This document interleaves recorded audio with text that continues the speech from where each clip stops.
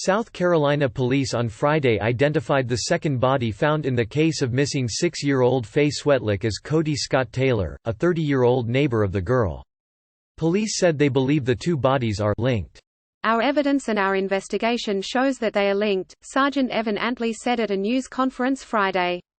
Taylor was Swetlik's neighbor, he said, but emphasized that he was not a relative, he was not a friend. According to the sergeant, officers spoke to Taylor and searched his home after Swetlik went missing earlier this week. Taylor's residence is only about 100 to 150 feet away from Swetlik's, Antley said. "We had talked to Mr. Taylor, we had been inside his home," he said. Lexington County Coroner Margaret Fisher officially identified Taylor as a 30-year-old white male.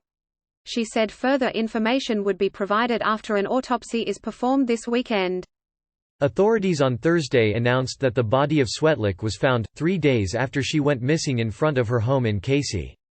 She was last seen playing in her front yard on Monday afternoon at approximately 3:45 p.m. after surveillance footage showed her getting off the school bus.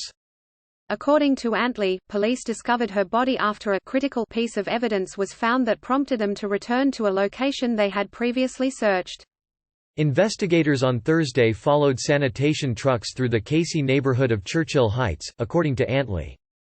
"What we were doing was emptying trash cans and looking to see what came out before it was entered into the truck," he said. "As part of that search, we located a critical item of evidence related to our investigation of bringing Faye Swetlik home." Antley would not say what the evidence was but shared that it was found in a trash can belonging to Taylor's residence and that the item would have been listed on Swetlik's missing person flyer. "Based on that discovery, we narrowed down an area that we felt as an investigative team that we needed to go back to and look for more evidence," he said.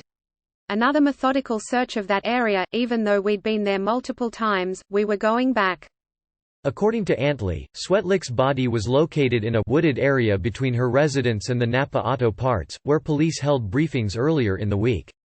"Based on the preliminary information that we received from the coroner's office, we believe that Faye had not been in that location for a very long time at all," he said. Just moments after Swetlik's body was found, police then discovered the body of Taylor at his residence, Antley said. "No information was given on the manner of Taylor's death.